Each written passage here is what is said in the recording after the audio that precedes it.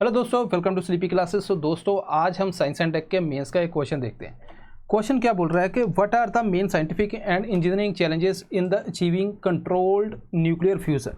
तो nuclear fusion की बात कर रहे हैं और ये एक पार्ट है। दूसरा है how does nuclear fusion differ from nuclear fission. तो दूसरे में ये क्या पूछ रहा है, डिफरेंस बताओ दोनों में।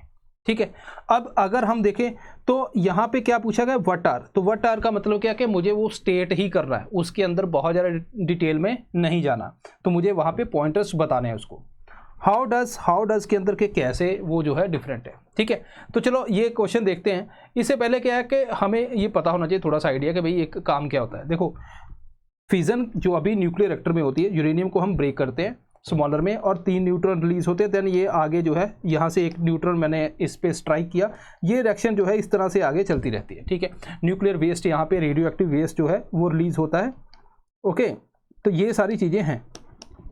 जो फ्यूज़न है, फ्यूज़न के अंदर क्या है, जैसे ट्रिटियम है, ड्यूट्रियम है, ये स्टार्स के अंदर होता है, सन के अंदर है।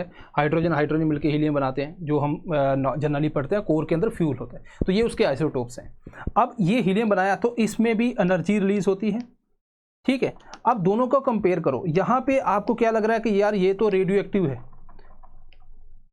ठीक है, मटीरियल, तो ये खतरनाक है क्योंकि अब वेस्ट भी वैसा जनरेट होगा। यहाँ पे जो है ये तो हमें अवेलेबिलिटी है इसकी।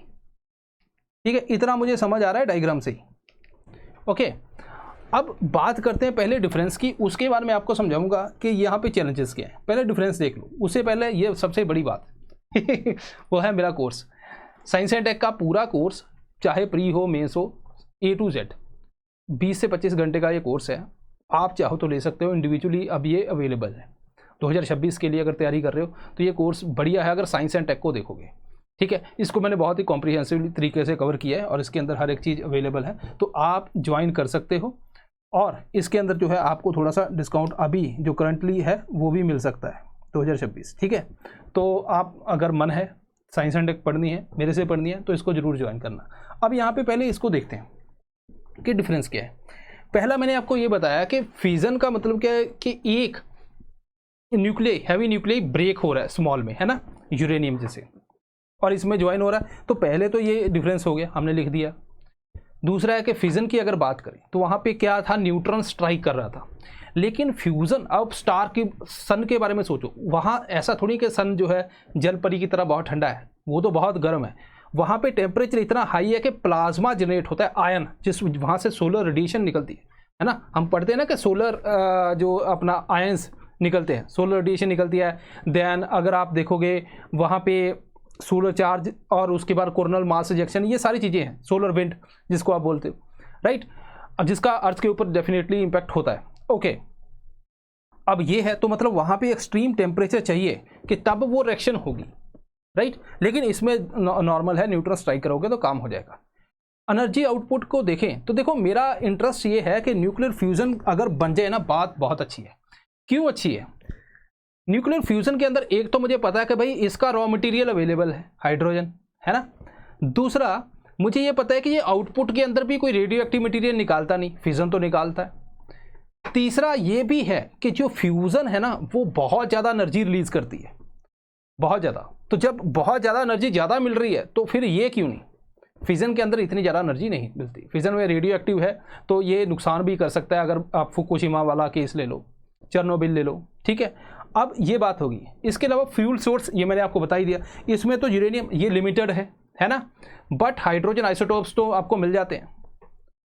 वेस्ट प्रोडक्ट की बात करें तो इसके अंदर रेडियो एक्टिव है, हजारों साल लग जाते हैं धीरे धीरे इसको डिग्रेड करना। और ऐसा नहीं कि ऐसे उठाया और इधर कप में डाल दिया और ये हो गया, इसको पूरा आपको कंडीशनिंग करनी पड़ती है। पहले तो क्लासिफिकेशन करके, देन लेस जो हार्मफुल में कन्वर्ट करना, ट्रांसम्यूटेशन, उसके बाद जो है धीरे धीरे उसको पैक करना और लास्ट में जाके जियोलॉजिकल जो है वहाँ पे रॉक के अंदर दबा देना, तब जाके ये स्टेजेस आती।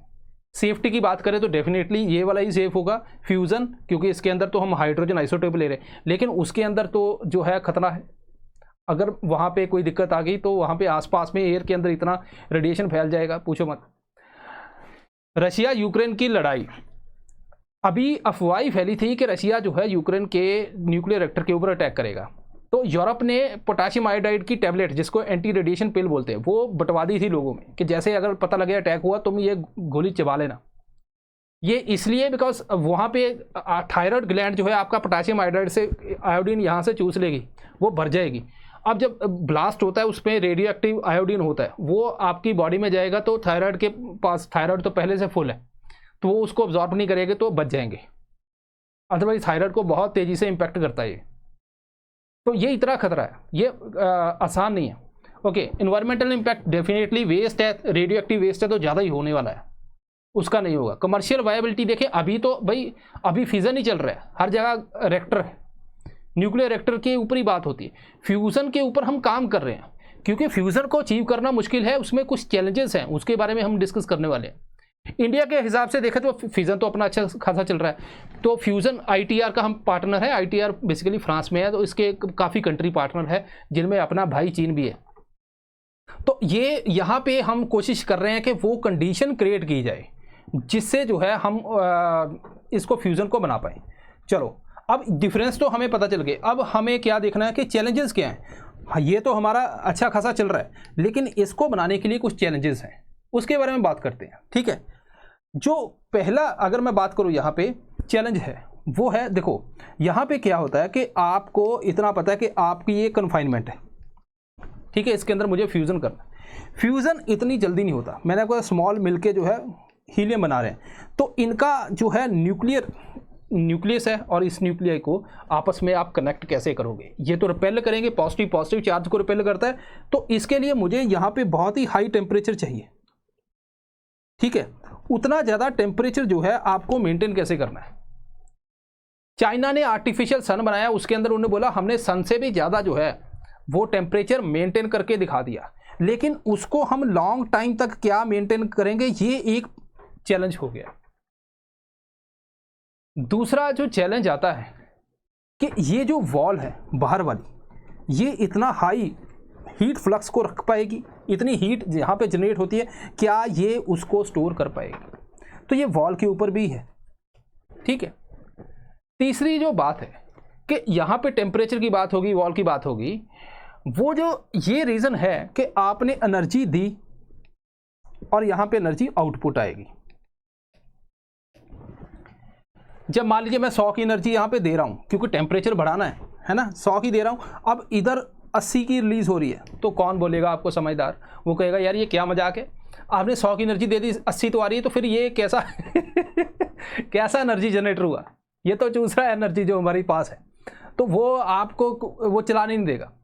तो यहाँ पे रिसेंटली यूएस ने एनर्जी ब्रेक थ्रू दिया, उन्होंने बोला नहीं कि हमने जो है उससे जितनी एनर्जी बीच में लगाई टेम्परेचर बढ़ाने के लिए, उससे थोड़ी सी ज़्यादा हमने बना ली है। लेकिन आपको पता है कि वो भी ऐसा नहीं है कि आज उन्होंने बनाई और कल यहाँ पे है ना nuclear fission reactor, Donald Trump होता वो तो कहता कि बन गए, लेकिन यहाँ पे अभी भी जो है 2-3 डिकेड लग जाएंगे। ठीक है, ये तो थोड़े टाइम के लिए मेंटेन रखिए, हमें लार्ज स्केल के ऊपर करना है। तो ये कुछ चैलेंजेस हैं। ठीक है, पहले एक्सट्रीम कंडीशन आपको मेंटेन करनी है। आर्टिफिशियल सन की आप एग्जाम में यहाँ पे एग्जांपल दे सकते हो। जो प्लाज्मा है, प्लाज्मा मतलब जब आप बहुत ज़्यादा टेम्परेचर हीट करते हो, जैसे मान लो सॉलिड है, सॉलिड को हीट किया लिक्विड बन गया, लिक्विड को हीट किया अपना गैस बन गया, गैस को फर्दर हीट किया तो आपके आयन बनते हैं जिसको प्लाज्मा बोलते हैं। ठीक है, उसको कन्फाइनमेंट, एनर्जी ब्रेक इवन की बात की है, तो यहाँ पे रिसेंटली जो है हमने अचीव किया, यूएस ने एनर्जी ब्रेक थ्रू दिया था। मटेरियल टेक्नोलॉजी, आपको हाई हीट फ्लक्स जो है मेंटेन रखना है, बहुत इंपॉर्टेंट है। ठीक है, तो वो उसको आपको जो है करना पड़ेगा, राइट। इकोनॉमिक रेगुलेटरी बैरियर्स ये तो है ही है। ठीक है, अनसर्टेन है भाई, अब बने ही नहीं, क्या बनाएं, तो वो भी बन जाएंगे विद द टाइम। लेकिन ये चैलेंजेस जो हैं यहाँ पे आपको ये वाले जो चैलेंजेस हैं 3-4 आप वहाँ पे एग्जाम के अंदर लिख सकते हो, तो इससे जो है आंसर एक बढ़िया बन जाएगा। फ्यूचर क्या है, फ्यूचर देखो, फ्यूचर के अंदर बनना तो है, ऐसा नहीं कि हम ही बनाएंगे, हो सकता है हम तो तब तक निपट चुके हों, है ना। फ्यूचर जनरेशन जो है वो अपने आप देख लेगी इसको, जो जेनजी हैं यही देखेंगे, है ना। ये फ्यूज़न वगैरह ये तो बहुत तेज है आजकल के बच्चे, आपको पता है। ठीक है, और ये आपको जो है क्वेश्चन जो है इस साल में भी आ सकता है एग्जाम के अंदर, इंपॉर्टेंट तो है ही है। तो एक कंसेप्चुअल अंडरस्टैंडिंग भी होगी और इसका एनालिसिस भी हो गया, तो ये दोनों चीज़ें हैं। दिस इज ऑल, मिलते हैं नेक्स्ट टाइम, थैंक यू।